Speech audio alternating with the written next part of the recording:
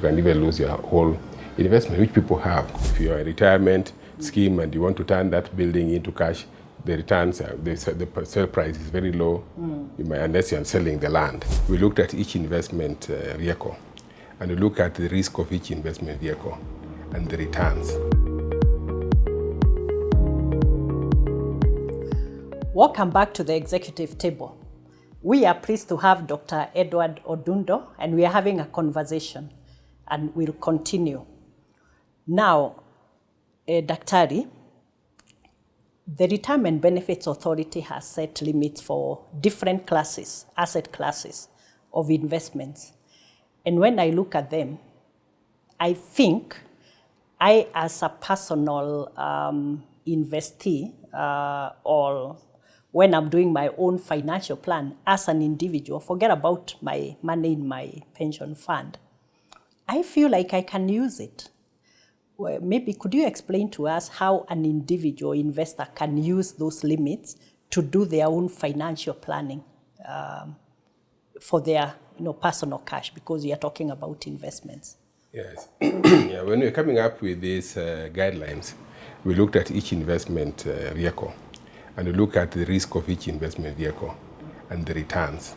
And also looked at why should you invest everything in one vehicle, such that if you can lose, you lose everything.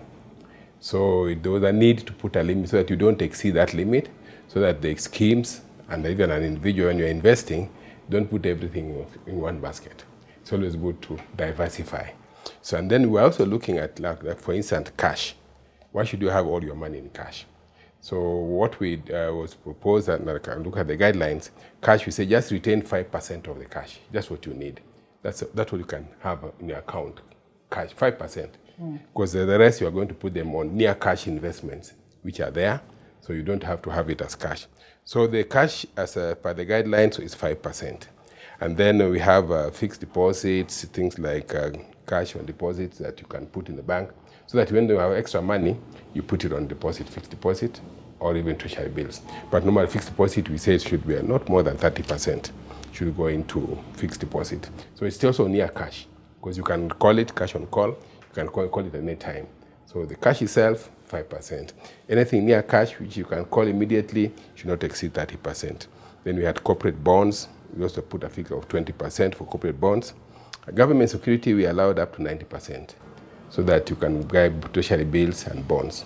So it means that because we look at it in terms of security, we find it's more secure than the deposits. People have lost money in banks and the rest, where they put their money there and deposit, but at least in government security so far, people have never lost money. Although it doesn't mean that it's 100% that you can, it's best, because even government can become broke, but normally it's a last. The risk is low on government bonds. So that's why we put 90%. Then on securities, we allowed up to 70%, so that when you go to NSC, quoted shares about 90%, because it's quoted and it can also be sold. Anytime you find you want to sell, you sell. When the price go up, you sell. So that one we allowed up to 70%. And then we have unlisted, sort of unquoted shares, which was about 5%. We didn't put so much on it. If you allow me, Daktari, to go back to the quoted shares on the stock exchange, I get the feeling like a lot of people are scared of the stock exchange, and probably that's because they have lost some money, when the market went down, and we've had a few instances where the market really was a bear market for a long time, prolonged periods. Some of them had invested in IPO shares and they went down. So would you like to comment about that phobia about quoted securities? Yeah, I would say initially, because of the market was doing well when they were splitting the shares and people made a lot of money out of it. And at that time, that's why I find that the limit was very, very high. And I agree with you that the economy has not been performing very well. So the share prices have gone down. Some of us have also lost our money in shares, and even knowing what time. Problem is putting money, which you, let's say, school fees money there. I think shares, you put money that you don't need immediately, and you are ready to lose part of it. And because if you put money like a deposit, your principal is there. The only thing you can lose is the interest. So that's what you want. But here you find that you can even lose your whole investment, which people have. So that means that even if it is 70%, that's why it's an upper limit.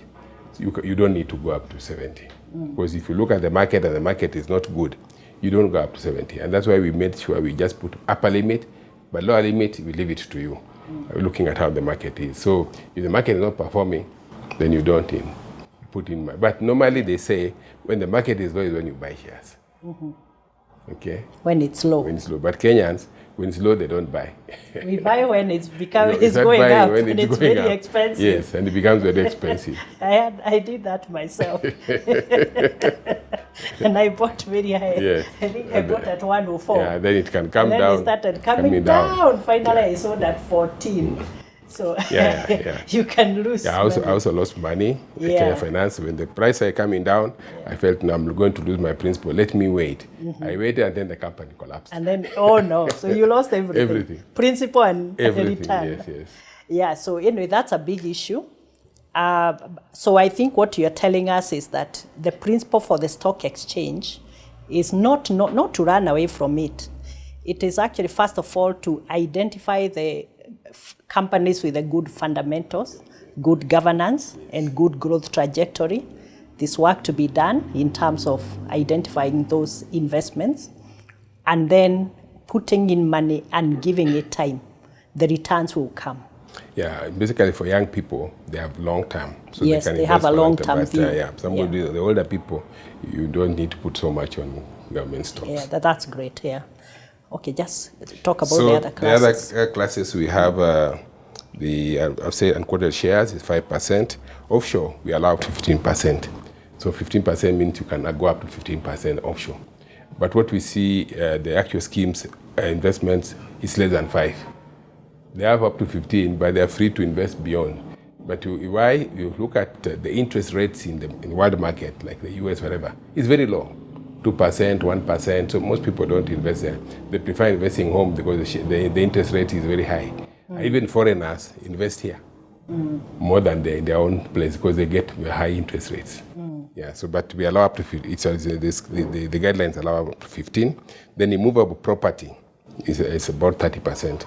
This was really made because we realized that's where most schemes were losing money because everybody was putting a building. And if you look at buildings which were put by pension schemes in the city center, they've all been sold or they are very old right now. Yeah. And it's a big challenge because you have a building in the balance sheet, but it's of no value. You have talked previously in your previous conversations about the pros and cons of holding immovable assets.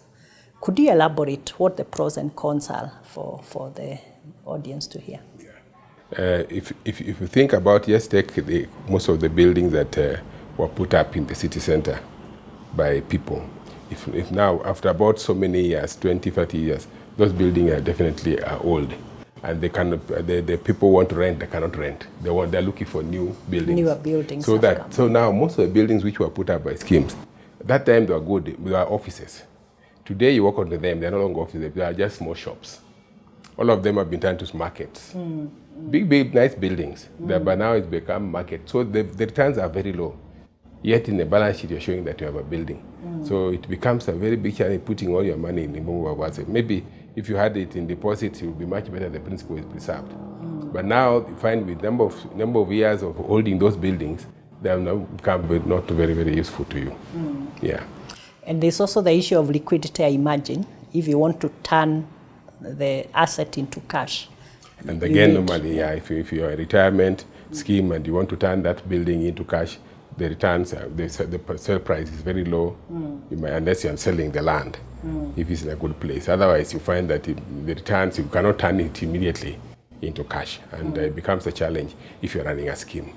And that also applies to a good example would be Kenya Railways have so many buildings, but they had serious liquidity problem. It was building rich, but cash stuff. Poor. Yes. Okay.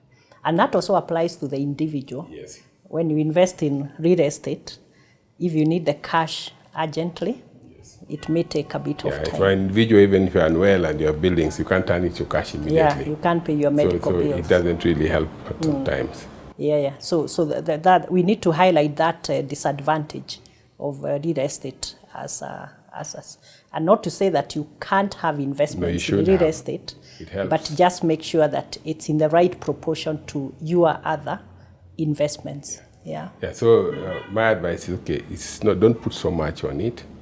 And like Kenyans, they put everything in land. And you find that some land, the value start coming down, then you have a challenge. So you find that you also cannot turn it immediately into cash. So sometimes it's better, the returns are much higher.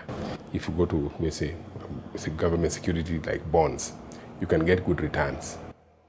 Daktari, now I know there's a new way of investing in real estate without necessarily putting up a building or owning a full building. Could you kindly talk about the REITs, real estate investments? Yeah. Normally you find this is run in a consortium. They put up investment together and they build up a building, for instance, houses. Okay? And they have them managed by institutions and they're paid a return. So you don't really own it the way it was before. But you have a share certificate. When you want to leave, you sell it. But before you own the physical building and it's like yours. Yeah. But now the building is not technically yours. It's there, but it's shared. You have it in form of shares instead of having a title deed. Yeah. So you would say that REITs give you the advantage of quicker liquidity where you still own the asset, together with others. Party together with others. And it also removes the management aspect of the premises from you. Because managing the properties is very expensive. What I've seen, and time consuming. That even when you rent a house, the rental is very low. And anytime a tenant leaves the house, you have to repair it. You find yourself paying almost all the money that he has paid you to repair the house before the next tenant takes it. Yeah. I want to now take you to the retirement mantra. I know you have one. You love talking about it. Can you tell us your retirement mantra? You have 7 rules, eh? I've heard you talk about it before. Yeah.